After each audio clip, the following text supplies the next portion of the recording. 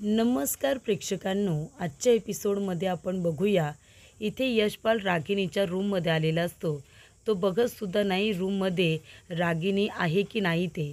तो सरळ आतमध्ये येतो आणि म्हणत असतो की रागिणी ताई कुठे आहात, कुठे तुम्ही. तिथे तिचा परफ्यूम असतो. तो सुद्धा आता आपल्या कपड्यांवरती मारतो आणि म्हणत असतो की रागिणी ताई, अहो कुठे आहात तुम्ही, कधी होणार आहे आपलं काम, कधी एकदाचं आपलं काम होणार आहे आणि मला माझा मोबदला मिळणार आहे, असं इथे आता यशपाल म्हणत असतो. आणि तो बेडवरती सरळ अंग टाकून देतो आणि म्हणत असतो की रागिणी ताई, अहो कधी होणार आपलं काम आणि कधी त्यातून आपल्याला फायदा मिळणार आहे, अशी गोष्ट करत असताना आणि बेडवरती तो पडलेला असताना तिथे आता राजाराम काका येतात. राजाराम काकांना खूपच जास्त राग येतो. ते म्हणत असतात की यशपाल, हे काय आहे, दुसऱ्याच्या रूममध्ये गेल्यानंतर कसं वागायचं असतं हे सुद्धा तुला कळत नाही का रे. तेव्हा इथे यशपाल घाबरतो, कारण ती रूम राजाराम काकांची सुद्धा आहे हे यशपाल विसरलेला असतो. आणि इथे आता राजाराम काका त्याला म्हणतात की दुसऱ्यांच्या घरामध्ये, दुसऱ्यांच्या रूममध्ये गेल्यानंतर कसं वागतात, कसं बोलतात, ही साधी गोष्ट तुला कळत नाही. तेव्हा यशपाल म्हणतो की जीजू माफ़ करा, मला खरंच माफ़ करा. आणि तो म्हणतो की माझा पाय घसरला ना, म्हणून मी खाली पडलो. तेव्हा इथे राजाराम काका म्हणतात, नाही सावर जरा स्वतःला, हल्ली यावेळेस जर पाय घसरायला लागले तर तुला खूपच जास्त महागात पडेल.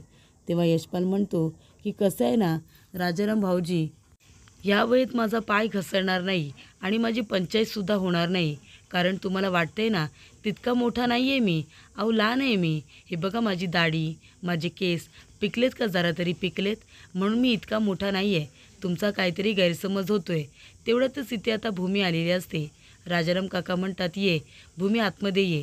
तेव्हा इथे भूमी आल्यानंतर यशपालला आठवतं की ज्या वेळेला यशपाल रागिणीला भेटायला गेलेला असतो आणि तिचं भांडं फोडणार असतो, तेव्हा त्या ठिकाणी भूमीसुद्धा गेलेली असते. आणि भूमीसुद्धा झाडाच्या मागून त्यांचं बोलणं ऐकण्याचा प्रयत्न करत असते. तेव्हा इथे यशपालचं सुद्धा लक्ष जातं आणि रागिणीचं सुद्धा लक्ष जातं. तेव्हा रागिणी त्यांना खुणावते. तेव्हा यशपाल आणि तो एजंट दोघेजणं गाडीच्या मागे जाऊन लपून बसलेले असतात. तेव्हा इथे राजाराम काका म्हणतात की भूमी, बोल ना बाळा, काय बोलायचं होतं का. आणि ते इथे यशपालला म्हणतात, काय रे यशपाल, कुठल्या कामाबद्दल बोलत होतास तू, की रागिणीताई आपलं काम कधी होईल, कधी त्याच्यातून आपल्याला मोबदला मिळेल, असं इथे यशपाल म्हणत असतो. तेव्हा राजाराम काका विचारतात, काय रे यशपाल, कशाबद्दल बोलत होतास, कसला मोबदला हवाय तुला. तेव्हा इथे आता यशपाल म्हणत असतो की भाऊजी, तुम्हाला तर माहिती आहे ना, अहो मी गरीब माणूस, मी साधी संस्था चालवतो. मग इथे आकाश आणि रागिणीताई दोघेजणं म्हणाले होते ना की ते मला इथे संस्थेसाठी डोनेशन देणार आहेत, म्हणून मी रागिणीताईला शोधत होतो डोनेशनसाठी. पण ती घरात नाही आहे का, घरात नाही आहे रागिणीताई. तेव्हा भूमी म्हणत असते की रागिणी आत्या मगाशी होत्या पण आता नाही आहेत, कुठे गेल्या काही माहिती नाही. पण तुम्हाला माहिती नाही का, अहो तुम्ही दोघेजण एकत्रच असता ना, मग कदाचित तुम्हाला सांगून गेले असतील. तेव्हा यशपाल म्हणतो, नाही ना, रागिणीताई कुठे गेले, मला काहीही सांगितलेलं नाही आहे, मला नाही माहिती. तेव्हा इथे आता राजाराम काका म्हणत असतात की काय करू या माणसाचं, आणि रागिणीसुद्धा कुठे अचानकपणे गेली असेल. तेव्हा यशपाल म्हणतो की बरं ठीक आहे, आता मी जातो, रागिणीताई इथे नाही आहे ना, मग मी तरी कशाला थांबू, आता मी सध्या जातो, ते आल्यानंतर मी परत येईन. तेव्हा इथे आता यशपाल विचार करत असतो की रागिणी नक्की गेली तरी कुठे असेल ना. त्यानंतर यशपाल गेल्यानंतर इथे भूमी आता राजाराम काकांना दुधाचा ग्लास देते. तेव्हा इथे राजाराम काका म्हणत असतात, भूमी काय झालं गं, काही बोलायचं आहे का तुला.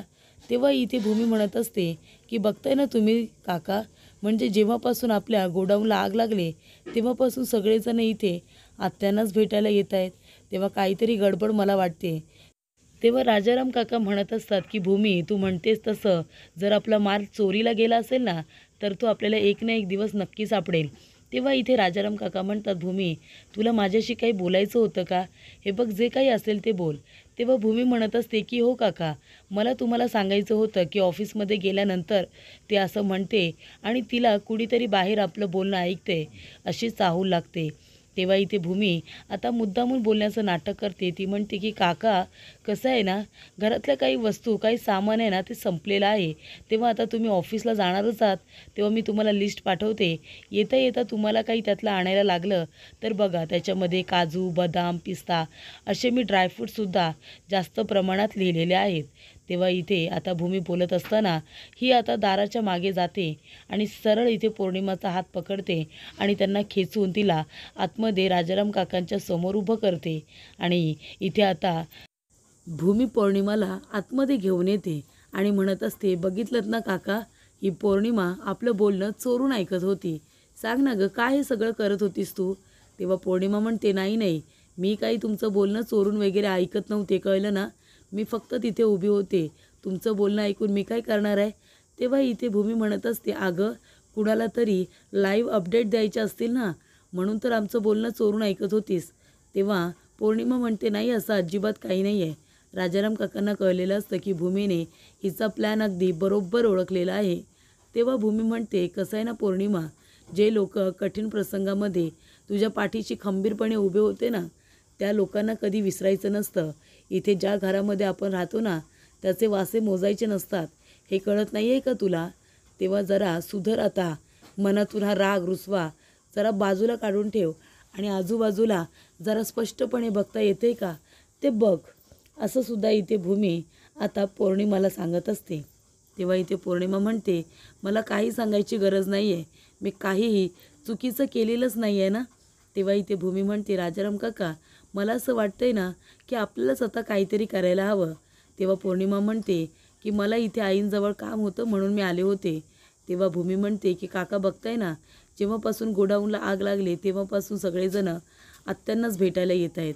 तेव्हा इथे आता दुसऱ्या दिवशी आपल्याला कुठल्या लोकांनी आपल्या गोडाऊनमधून माल लंपास केला आहे यांचीसुद्धा माहिती मिळवायला हवी.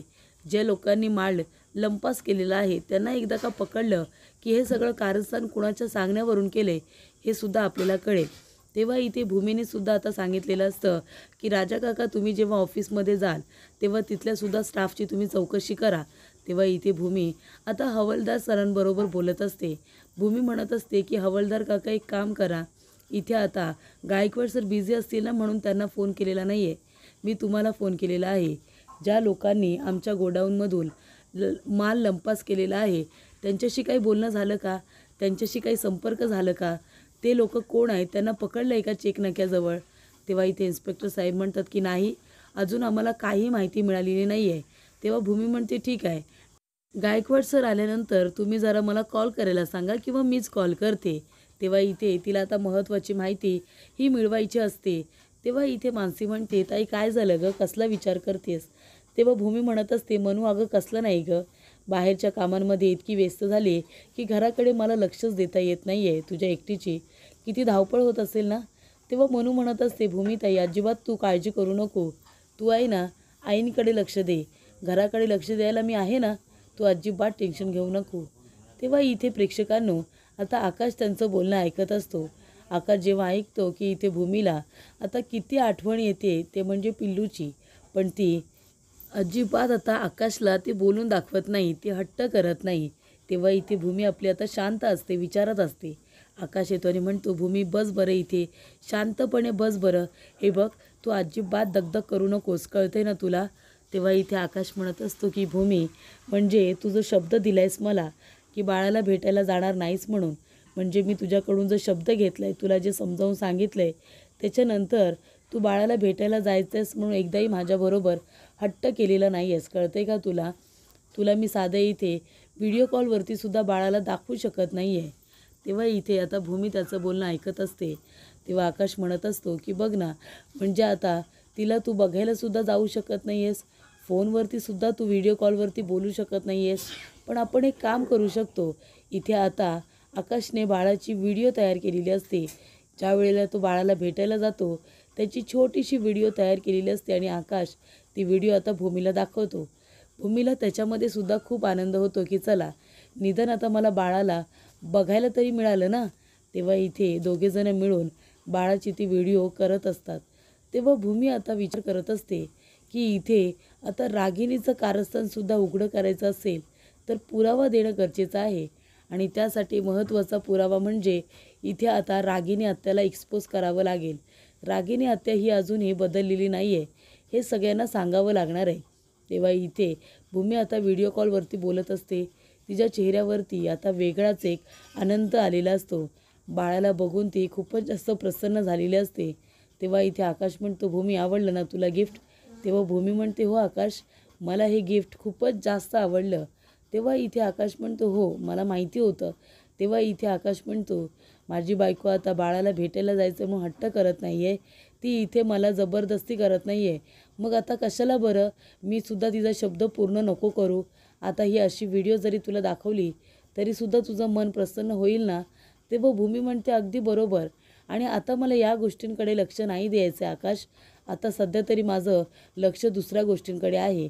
म्हणजे आपल्या गोडाऊनला नक्की आग कोणी लावली, हे सगळं मुद्दामून कोण करण्याचा प्रयत्न करते ना, हे मला आता लवकरात लवकर शोधून काढायचं आहे.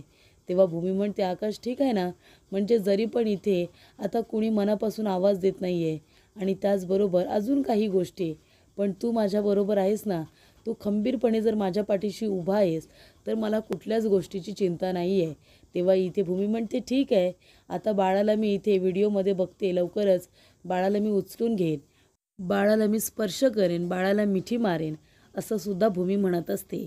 तेव्हा इथे लवकरच बाळसुद्धा माझ्याजवळ आलं तर किती छान होईल ना आकाश? तेव्हा इथे भूमी आता आकाशच्या खांद्यावरती डोकं ठेवून इमोशनल झालेली असते. तिलासुद्धा वाईट वाटत असतं की एकाएकी अमोलीने भूमीला धमकी दिलेली असते की बाळापासून दूर राहायचं म्हणून, नाहीतर पारितोषला सोडून निघून जाईन, असं बोलणं झालेलं असतं. तेव्हा इथे आता गायकवाड सरांचा आकाशला फोन येतो. आकाश म्हणतो, हा गायकवाड सर बोला ना. तेव्हा ते गायकवाड सर म्हणत असतात की महत्त्वाचा पुरावा हाती लागलेला आहे. आकाश म्हणतो, काय? आपले दोन्ही ट्रक मिळालेत का? हे सगळं कुणी केलं आहे, काही कळलं का? तेव्हा इथे लवकरात लवकर घटनास्थळी पोचायला सांगितलेलं असतं. तेव्हा इथे गायकवाड सर हवालदारांना चौकशीचे आदेश देतात. इथे आता कचून चौकशी झाली पाहिजे असं त्यांचं म्हणणं असतं. भूमी विचारते, आकाश काय झालं रे?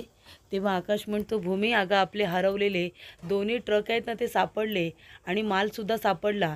तिथे गायकवाड सरांनी मुंबईला जात असताना चेक नाक्यावरतीच दोन्हीसुद्धा इथे ट्रक आता पकडलेले आहेत.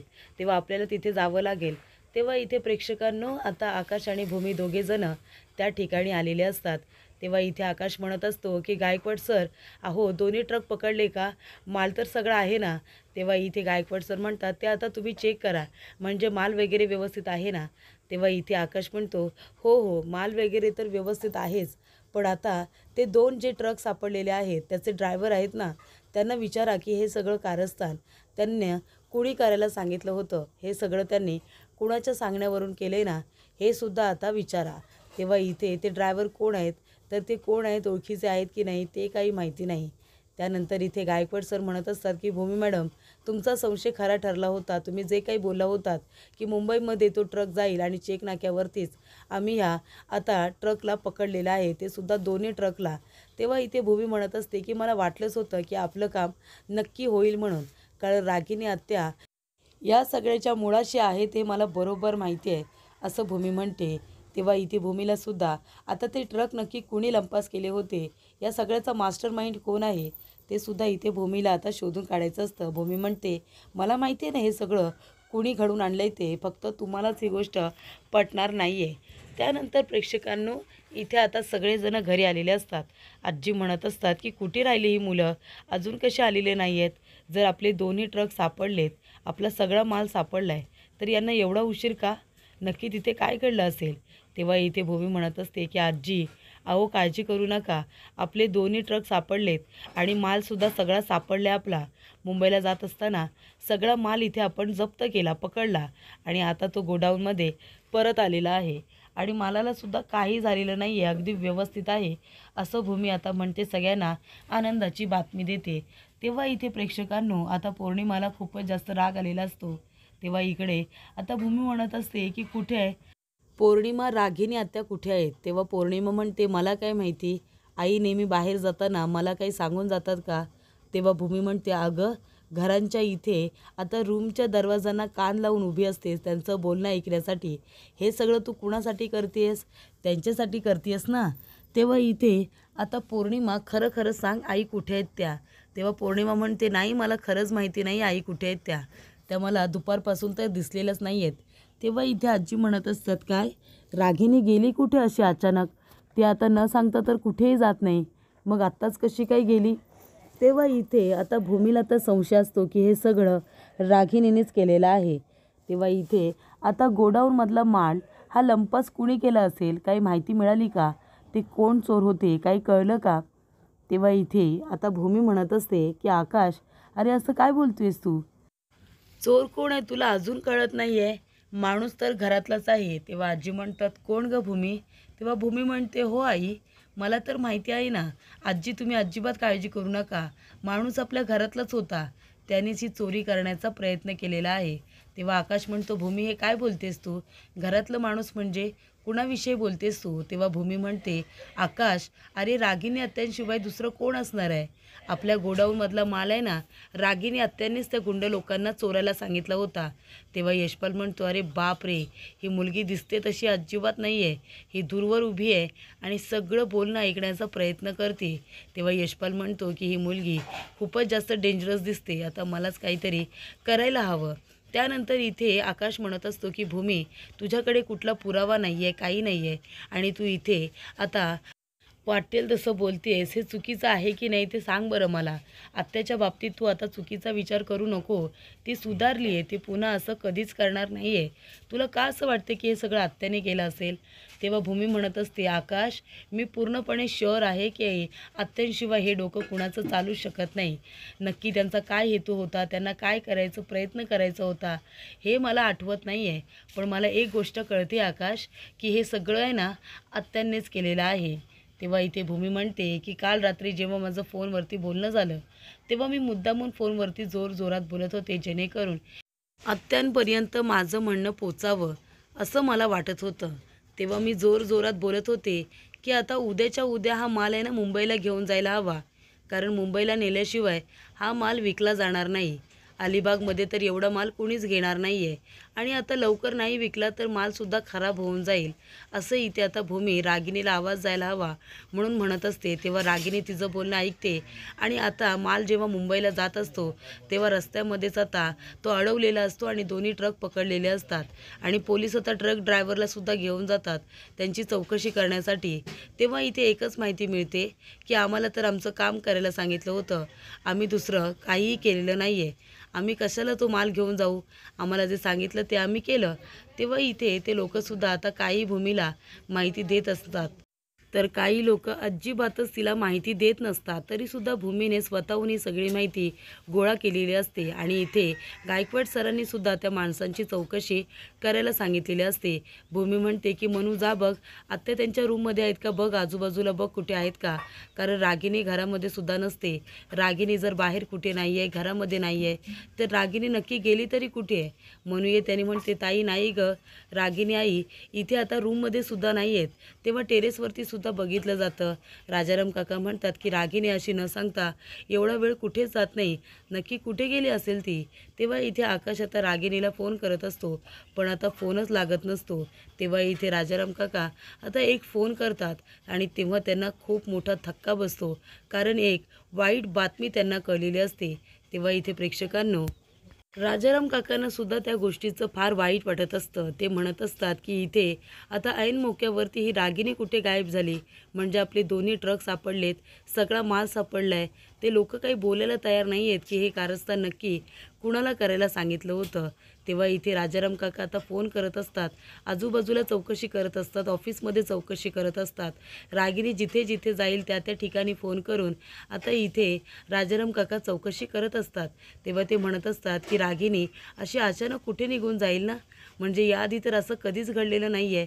तेव्हा पौर्णिमा म्हणत असते, अरे देवा, आई कुठे गेले असतील? खरंच ते पळून गेले असतील का? त्यांचं भांडं फुटेल म्हणून. जर तसं झालं असेल तर माझं खूप मोठा सपोर्ट सिस्टीम इथून निघून जाईल, आणि ते मला अजिबात नको आहे. तेव्हा यशपाल म्हणत असतो, अरे देवा, कुठे गेली ही रागिनी? आता जाता जाता तिने माझा हप्ता दिला असता तर बरं झालं असतं ना. हात रिकामेच राहिले आता. आता कोण मला तो हप्ता माझा मिळवून देणार, या गोष्टीचा आता विचार करत बसलेला असतो. पौर्णिमालासुद्धा आपल्या आईची फार आठवण आता येत असते, तेव्हा इथे आता रागिनी घरामध्ये कुठेच नाही आहे. तेव्हा इथे आता नक्की तुझा संशय कुणावरती आहे? तर भूमीने रागिनी आत्याचं नाव घेतलेलं असतं. ती म्हणते हे सगळं रागिनी आत्यानेच केलं आहे. तिनेच तो माल लंपास करायला सांगितला गोडाऊनमधून आणि त्या लोकांना पैसेसुद्धा दिले असतील. तेव्हा इथे आकाश तिच्यावरती रागवलेला असतो आणि तो आता अथर्वला घेऊन आधी रागिनीला शोधायला जातो. तर पुढील भागामध्ये आपण बघूया, गायकवाड सरांनी आकाशला फोन करून सांगितलेलं असतं की इथे एक डेड बॉडी आम्हाला सापडलेली आहे, तिची कदकाठी तुमच्या आत्यांप्रमाणे आहे. तेव्हा इथे आकाश आणि भूमी दोघेजण आता पोलीस स्टेशनला आलेले असतात. ते म्हणतात की कुठे डेड बॉडी? आमच्या आत्यासारखी आहे असं तुमचं म्हणणं आहे का? तेव्हा इथे आकाश आणि भूमी दोघेजण आता शवगृहामध्ये गेलेले असतात. तिथे आता डेड बॉडी ठेवण्यात आलेली असते.